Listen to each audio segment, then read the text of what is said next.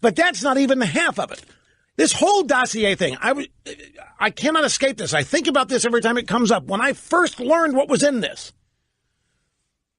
which shortly before BuzzFeed published the damn thing, whenever that was, sometime last summer, I had heard the scuttlebutt about a dossier, but that nobody in the media would run with it because it was so odd. It was so salacious. And then I'd heard, well, nothing in it's been verified. They can't prove it. And then I heard, but man, they can't wait. They want to run it. They want to run it so bad. Well, they needed two things, the media. They needed two things for this dossier to become a news item. And one of the things they needed was for Trump to be informed of it, which Comey took care of. Comey joined Intel people and presented the dossier to Trump shortly after Trump had said he didn't need a daily brief from the Intel people because he wasn't stupid. He could remember things from day to day. Well, the Intel community doesn't like being aced out of power that way. They want to be able to meet with the president every day to tell him whatever they think they want him to know. So they took the dossier to Trump. And they presented it to Trump as a bunch of BS, but as an example of the kind of stuff that's out there that he needs to be aware of, because even though it's lying sack of you-know-what, it can still have impact on events around the world. And it was used as, well, all that took was for Comey to present it became news.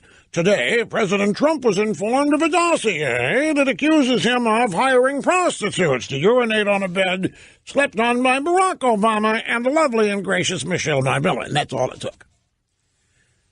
Then after that happened, what's in it? What's in it? Oh, my God. What? BuzzFeed to the rescue publishes a whole damn thing on their website full of disclaimers. We can't corroborate it. We can't confirm it. We don't know that one word of this is true, but you have a right to see it. And we're off to the races. And when I first saw this, when I saw the Golden Showers story when hiring the prostitutes to urinate on the bed, it's all it took. Not bragging here, folks. I'm recounting history for you. And I'm sharing with you the way my mind works.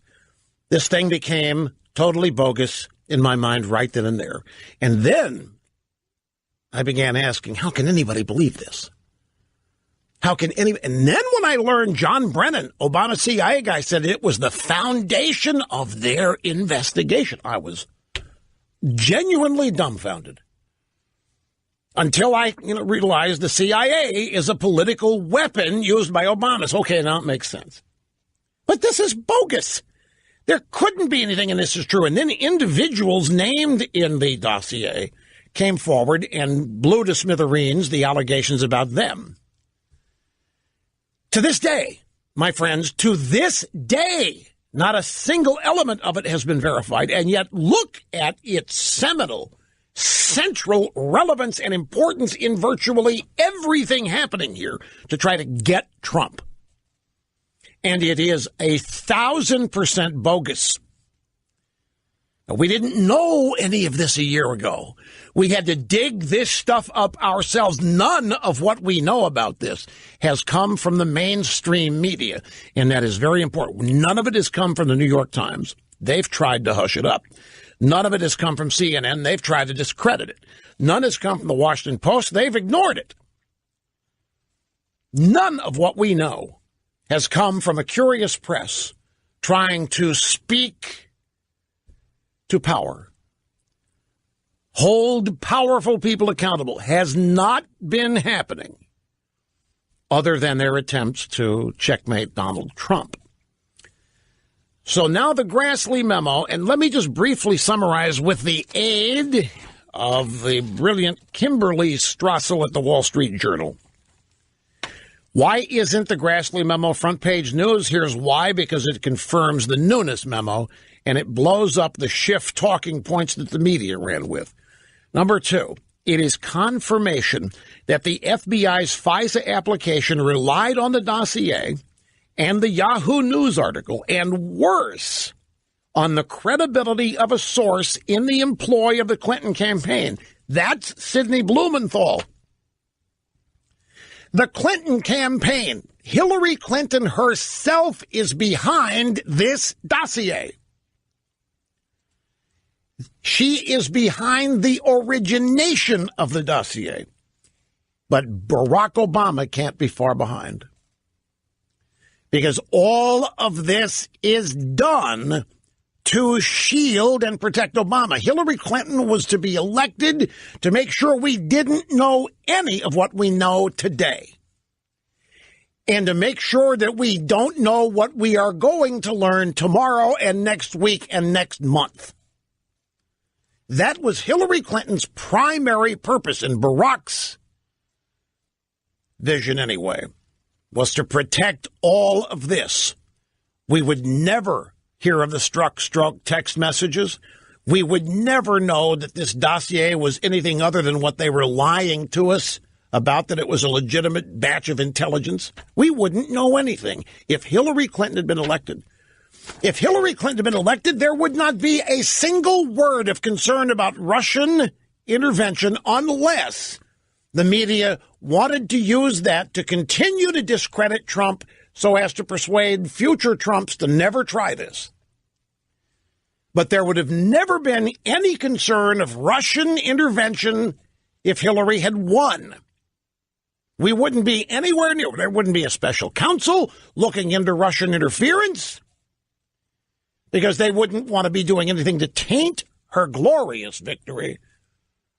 If there was any reference to Russia, if the Clinton camp had won, there might be stories about how close we came. The Russians almost elected Trump. I could see them doing things like that.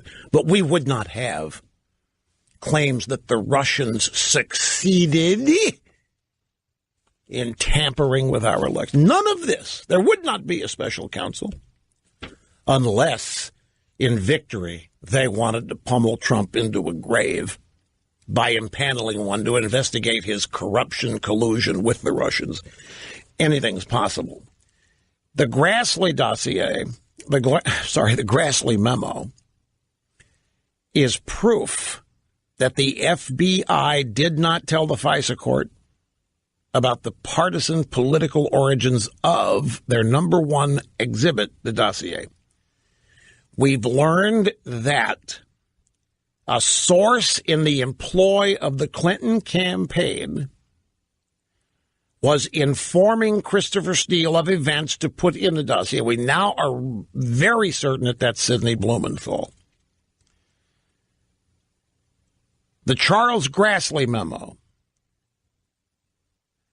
the request for an investigation of Steele memo, provides evidence that the FBI presented the FISA court with false evidence. The Grassley memo confirms that the FISA court was lied to. In the claim that Steele had not talked to the press, he had. He had talked to the press. It shows that even after Steele admitted under oath that he had, the FBI did not tell the court in a renewal of the FISA warrant. The original application lied and said that Steele had not talked to the media about any of this. He had given Isikoff the down and dirty on it, which resulted in Isikoff's story at Yahoo. But then they had to go get the renewal, a 90-day renewal of the application to keep surveilling. And after they learned that Steele had lied under oath, the FBI still did not tell the FISA court that he had lied, that they had a dubious bad source. And finally, the unredacted Grassley memo provides evidence, not speculation, evidence that Christopher Steele was getting information from the Clinton team itself via the State Department. That's why Grassley's criminal referral involves the State Department. Devin Nunes gave us a heads up on this when he was with us on Monday that this was coming down the pike, and it has hit. So now we not just have a dossier based on unnamed shady Russians, but Sidney Blumenthal's fingerprints are now on it. And people are beginning to ask just how much of this whole thing was engineered by the Clinton campaign from the start. Well, if you read that book written about the Hillary campaign, pretty much all of it, I don't have any doubt. The Clinton campaign, the Obama administration are in this up to their armpits. The very salacious, lying, false. Stop and think about it. Nothing in this dossier can be verified, and yet it is and remains and has been for a year the primary vehicle to investigate Trump. How in the hell does that happen?